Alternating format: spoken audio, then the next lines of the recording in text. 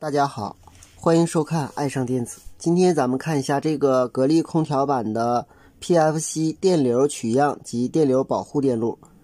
它用了一个芯片是 CB44G， 相当于我们的 LM324， 还有一个芯片是 LM293。在这里这个芯片呢只用了2个单元，因为这2个单元我们看它是接地的，没有使用。而这个单元呢，它是用来稳压的。这端有一个 3.3 伏接到滤波电容上，然后接到一个 10K 电阻， 10K 电阻再接到这个芯片的5角上，它的6、7角是接在一起的，这样就输出一个稳定的 3.3 伏。这个 3.3 伏电压呢，再接到这个 10K 电阻，这个位置有一个 10K 电阻。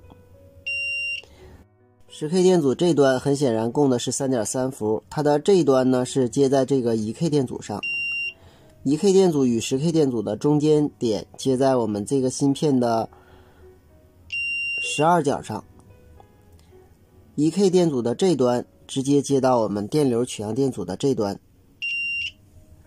那么这边呢，这边的13角有一个 10K 电阻和 1K 电阻接在一起，接在13角上。10K 电阻的这端接在14角上，这个 1K 电阻这端呢是通过这个过桥线接在我们电流取样电阻的这端进行取样。也就是说，这个芯片这3个引脚进行放大，放大以后把这个信号通过14角输出，14角输出以后通过这端有一个电阻，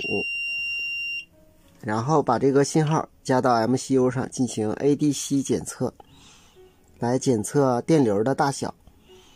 另外一路呢是通过这边有一个电阻，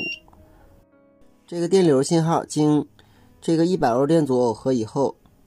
加到 LM293 的5角， LM293 的6角是通过这端有一个分压电阻，这端有一个限流电阻，得到一个 1.63 伏，经这个电容滤波以后得到的 1.63 伏加到6角。这个电阻这端是 3.3 伏，这个电阻这端是接地，与这个 1.63 伏进行比较。当我们这个电流信号高于6角电压时，7角输出一个高电位，也就是 3.3 伏，因为这个芯片供电是 3.3 伏。这个 3.3 伏通过这端有一个100欧的电阻耦合以后接在我们的 MCU 上进行一个过流的保护。当正常输出的时候，这个引脚是一个高电位，也就是说5角电压始终高于6角，因为6角是 1.63 伏，5角电压是 3.29 伏，所以它始终高于6角，所以7角输出一个高电位加在我们这个 MCU 上是正常工作。当过流的时候，某种原因过流的时候，这个5角因为这端是一个接在我们的整流桥负极，所以它就会呈现一个负压，也就是说低于 1.63 伏。这时我们的7角输出一个低电位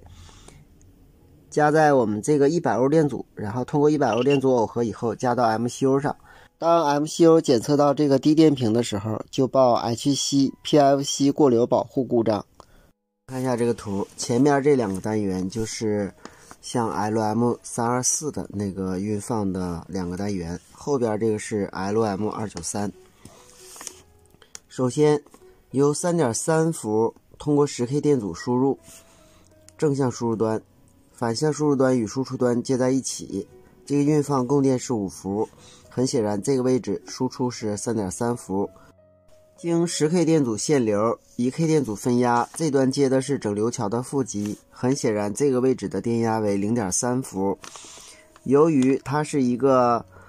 正向放大器，所以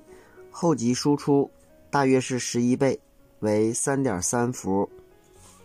这端接的是 MCU， 也就是电流检测。